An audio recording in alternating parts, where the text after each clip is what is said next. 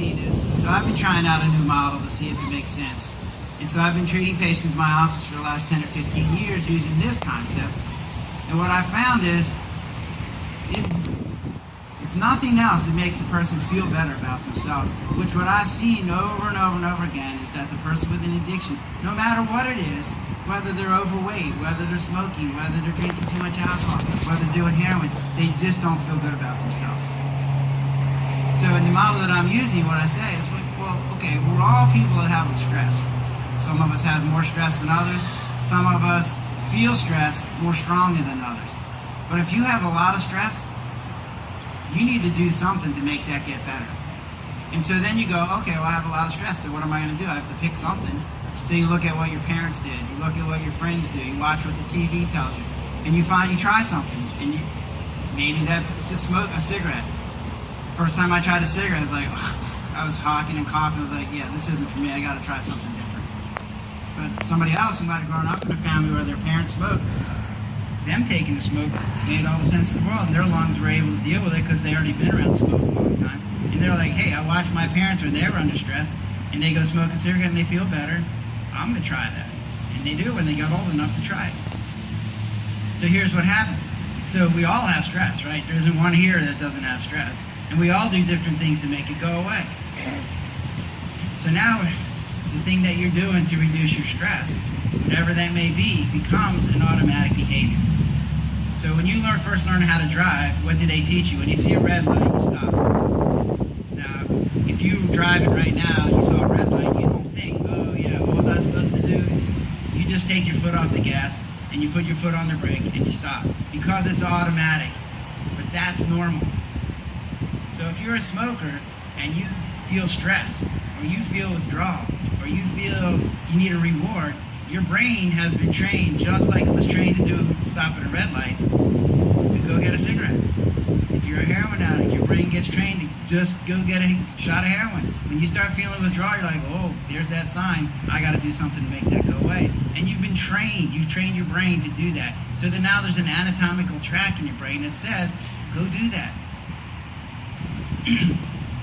and here's where the real problem lies. So if you're drinking one drink a night, and your liver's fine, and your wife drinks a drink a night too, so then there's no problems there. Right? But if your one drink becomes a bottle, now the thing you're doing to reduce your stress just cause stress. And now you're in a loop that you can't get out of. So the analogy that I would use is like a guy's driving over from work, and he had a bad day at work, things didn't go so well. So he stops off at the bar and gets a drink. And now he feels better. Drink relaxed him, he feels better, he's talking to his buddies. So on his way home, the policeman stops him and gets a DUI. So now the thing that he did to reduce the stress just made it worse. So then he gets home and he tells his wife, honey, I got a DUI. Oh, this is hard. Like, this is crazy. What am I going to do now? He goes, I'm going to go get a beer. And his wife's like, what? You're going to do what? So now the thing that he's doing to reduce the stress just made it worse again. But because he's under stress, he has to do that, and he goes over and over and over and over again.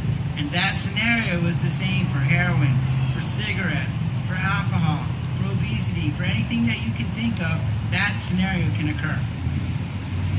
So then as a doctor, you go, okay, well, so if that's the case, if that's what's going on, well, then how do you fix that?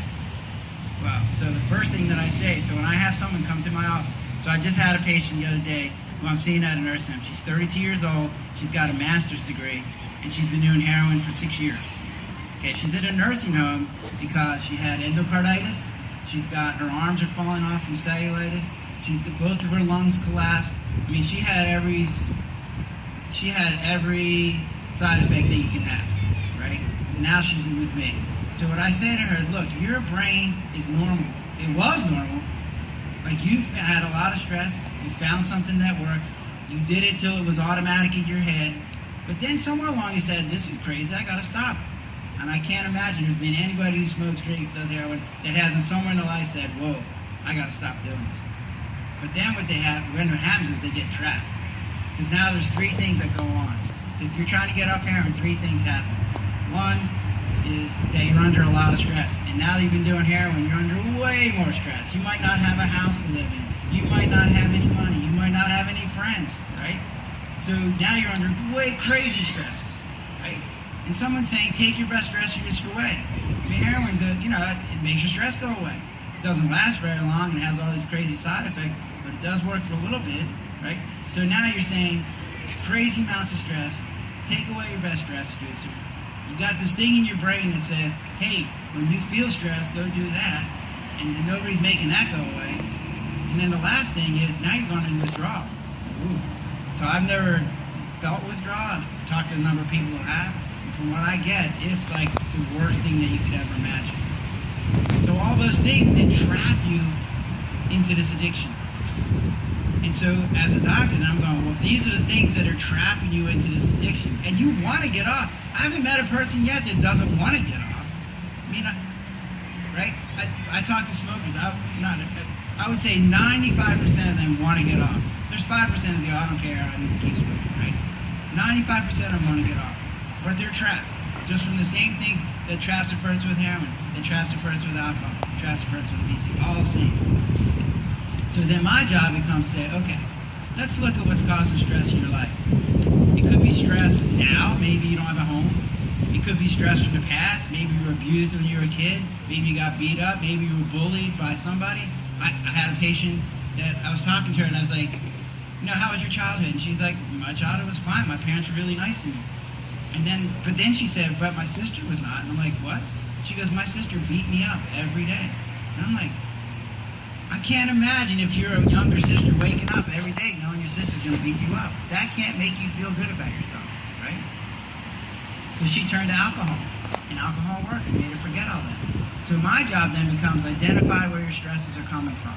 I want to make you feel safe. And one of the things that I heard from the people that were up here talking, one of the things that got them out of their addiction was they felt safe.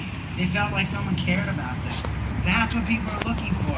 They want to feel safe. They want to have less stress. Second is, their self-esteem sucks. It's so low that most of them want to just kill themselves. Like, I'm just going to get over it and go on. Right? So we have to do things that make their self-esteem better. We want them to have a better self-esteem.